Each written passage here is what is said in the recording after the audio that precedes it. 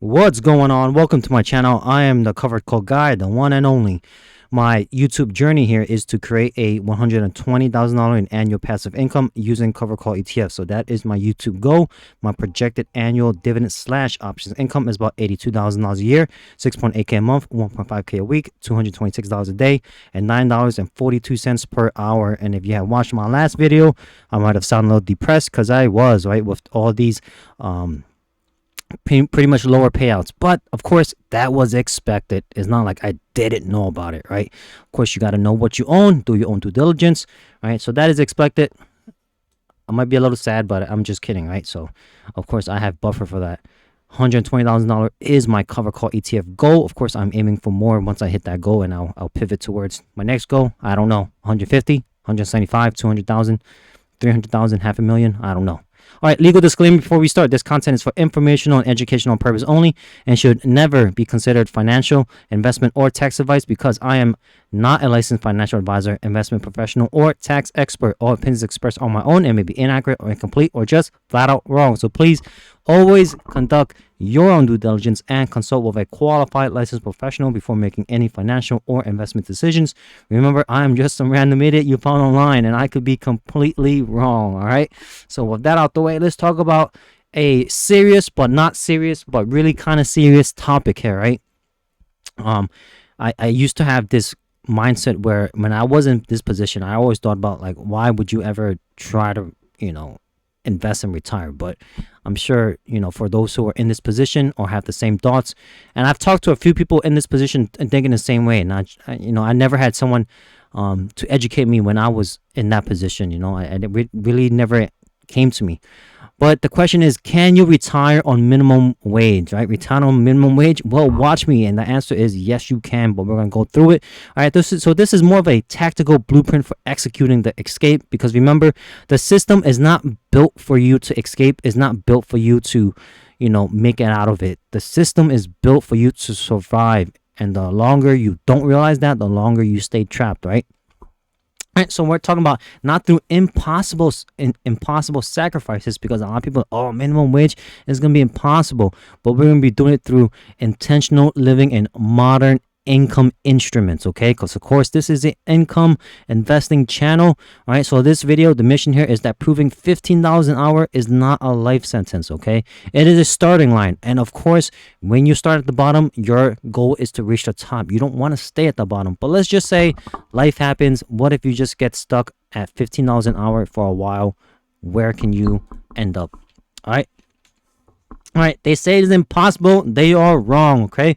We have the rich narrative of, they tell me I need a multi-million-dollar house, the nest egg for an upper middle class life. Of course, for someone like me, if I'm earning $15 an hour, roughly $31,000 a year, this model is mathematically irrelevant, right? I have to look at the reality here. I possess a hidden strategic advantage, and that is efficiency. Yes, you do have an advantage even at this starting point, all right? You have to master the art of living lean, right? I need less capital than high earners, right? Of course, I'm not using the 4% rule. I'm going to be using cash flow first, all right? Strategy utilizing higher yield income ETF, BDCs, and REITs, okay? Verdict here, of course, is I don't need $2 million. I need a machine that prints cash. My secret weapon is you being broke, right? Being broke is your secret weapon. You're pretty much at that 0% tax bracket, right? In 2026, if you're a single filer earning under $48,000 a year, you essentially pay 0% federal tax on long-term capital gains and qualified dividends, right? If you have a brokerage account, it is effectively tax-free. You have the ACA subsidies, right? Health insurance is tough for the rich, but for someone, if you're earning after taxes $25,000 a year, right? Your income, your premiums are heavily subsidized, right? Out of the pocket costs are capped, and of course, where you live is geo arbitrage, right? Without a corporate tether, I can relocate to low-cost states like Texas or Tennessee. There, your purchasing power expand instantly, right? This is your advantage. The system is rigged. You have to think positive in your favor. You say yes, right? If you stay lean living. Okay, we're going to talk about the David versus Goliath and why you win. High earners are essentially and can be trapped by lifestyle creep. They need millions just to feel normal, right? Pretty much staying up with the Jones. Let's look at the math here, right? So high earner of 150K a year, right? Your lifestyle costs $100,000. Whereas if you're a low earner, right? Someone like me, $31,000 a year, 24 grand a year, right? Capital return of 4% rule, right? You need 2.5 million. For you, 600,000. Capital required an 8% yield, 1.2 million. You, $300,000, right? Tax on dividends, right? 15 to 20%. Plus NIT. For you, 0. Qualified, right? The math is you don't need to win the lottery. You only need to build a $300,000 machine, your income flow machine. Right, the raw feel. Let's look at the $15 reality though. Right, so in order to build this income machine, I have to look at the raw feel, and that is my net income. Okay, gross income a year, 31 grand. Federal taxes, 5.5%. That's about 1.7 grand. And then of course all the mandatory FICA, right? Social Security plus Medicaid, right? That's another 2.3. Net pay, right? No tax day yet, of course. Well, depending on where you live, you kind of enter that yourself, right? About 27 grand a year. That's 2.2K a month, right? Reality is that you do have about 2.2K every month. Every dollar I don't spend is a soldier I recruit, right? You put your money to work 24/7, 365, right? This is the gap strategy, how I buy freedom. It's called lean fire. Study it, look at it, study it some more. This is prioritizing freedom over consumption, right? This is financial independence. It's driven by savings rate. If you save 0 and you spent the all 2.2 years to retire is infinite. You're gonna be working until you can't anymore, literally. All right, 20% savings. If you save $450 a month, year to retire is 37 years. If you start at 18, it's still better than working, forever. If you save 50%, this is your accelerator. If you're saving half, right, at 1.1, years to retire is 17. So if you start at 18, you can retire before you're 40, right? The strategy, you do have to save 50%. That means living on 1.1K a month for 17 years. And that is if you don't ever touch, of course, you don't touch your investing or you never get a raise or you never work overtime. All right, I'm talking about the absolute straight 17 years of just straight $15 an hour, 40 hour week. Of course, that's not going to happen, right? We're talking about the worst case though. So of course, now you have a hindsight of, hey, things can get better if of course you climb, you make $20, $25, $30, $35, and you put in some overtime. Perhaps you find if you're single, perhaps you find someone that has the same mentality, then you shorten it. This is the way.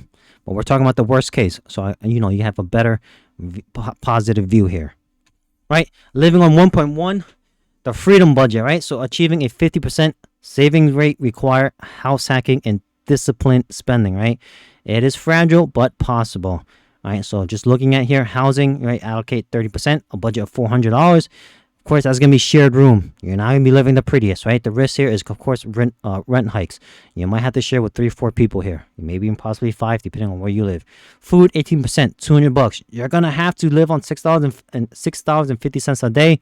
You're going to have to do some bulk cooking. And or if you work at a restaurant, you might have to do some 5-finger discounts and eat breakfast, lunch, or dinner there, right? Transport is 10%, $110 a month, right? Pretty doable, right? Paid off vehicle or e-bike, depending on just where you live in the distance, right? An e-bike could be a very, very strong investment here. The risk is just repairs, stolen, or whatever else that could happen to it. All right, investable, right? Allocate pretty much the rest of it, right? 1.1K. That is your engine of freedom right here, right? Of course, the warning here is one emergency can derail this. So you kind of have to build a 5K cash buffer first, just so you don't throw yourself off the investing cycle. All right, this is the sacrifice.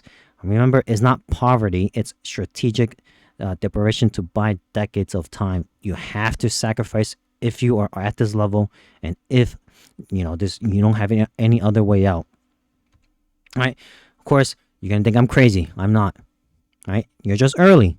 Right? So this is not hypothetical. I did plug in some numbers. Right? Communities are already living like this. Right? There's the rural retirees. So in states like Mississippi, right, cost of living, right, 85.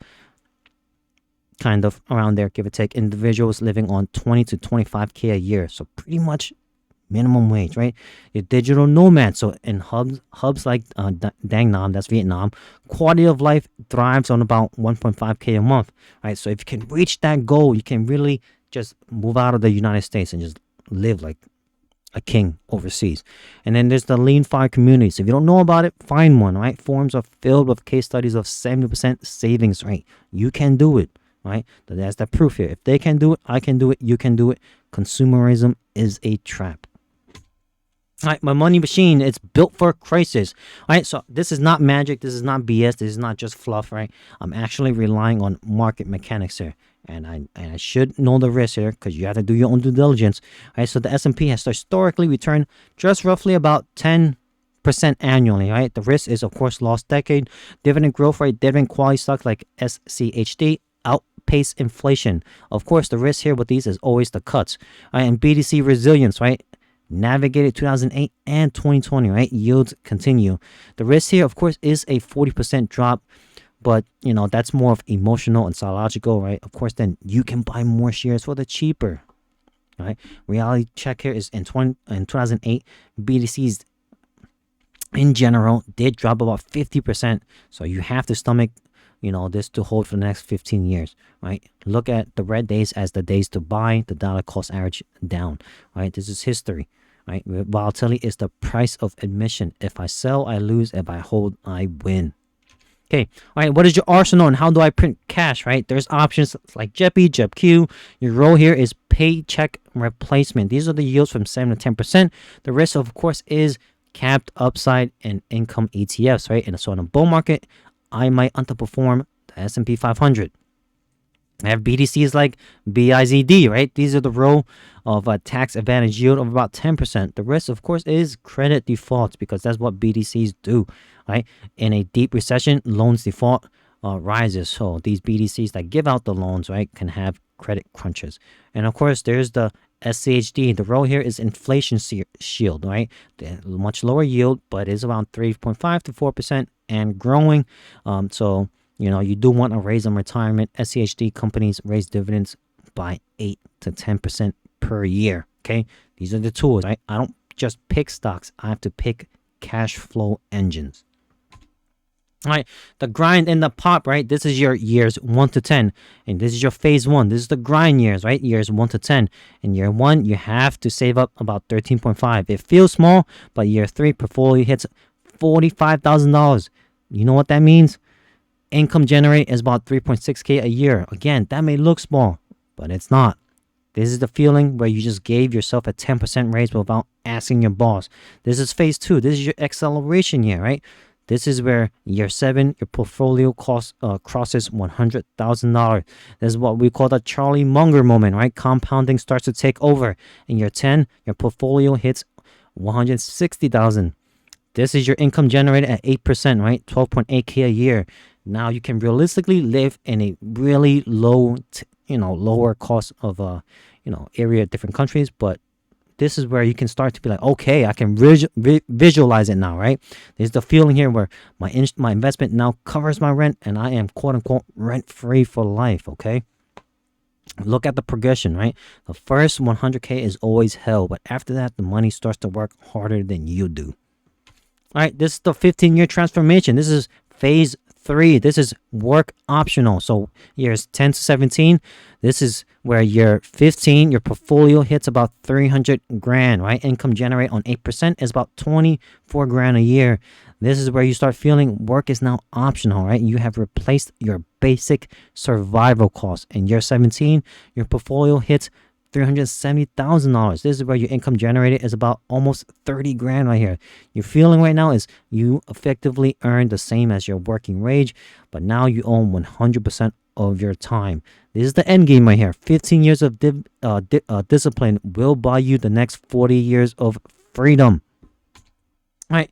Screw perfection because that's not what we're aiming for, right? You have to choose consistency, right? The biggest psychological barrier is your own fear. It is your own mind, right? What if the market crashes and what if I can't save 50% 1 month, right?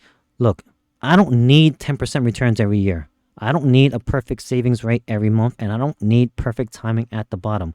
What I do need is consistency, right? Keep buying your shares. What you do need is time. Give the math of 15 to 17 years, right? And you do need grit. You gotta tell yourself to refuse to quit. That is the truth, right? Some years will be negative 10%, and that's okay, right? The income strategy keeps getting paid even when stock prices are down, right? That's your mindset here. If you slip and only save $500, you haven't failed, right? You just delayed freedom by a day, okay? Never beat yourself up over days you can't buy. Things happen, life happens. Right, the moment I become free, right, at some point, usually around the $150,000 to $200,000 mark, right, investment mark, something fundamental changes, right. My portfolio starts generating 1,000 to 1.3K per month in pure cash flow, right. This creates your leverage. Now you can quit a toxic job because you have a safety net. You can take a lower paying job than that of you actually enjoy, but lower, but not like below minimum wage. I'm talking about like essentially part-time, right? You can move to a part-time work, right? Barista fire. That's another fire movement. All right, this is the shift, right? I'm no longer a minimum wage worker trapped by bills. You consider yourself, you're an investor now, right? The dividend pays for groceries and gas.